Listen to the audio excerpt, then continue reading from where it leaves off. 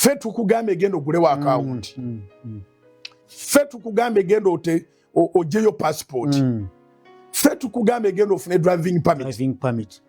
Kati olema okunyiikirira mu kusaba kuno okuzimba obulamu bwo. Ate nodda mukuuliriza ebyekisiru. Nekyo kikulu nnyo. Tutegeregana. Maze okuzimba nga Kristo bwanfuseeko amafuta. Ate n'owuliriza social media. Oba n'owuliriza omutamivu w'oku kyalo. Ayinza kuba not necessarily nti mutamivu wa mwenge. Naye nga yatamira obusiru. N'akubuuza osabira wa bugingo. Awakasajjaako. Gwe wenna. Naye nga tonaba omuga nti akaseera akatono ke muwuliriza nziguddewo akawunti. Akaseera akatono ke muwuliriza nfunye passport.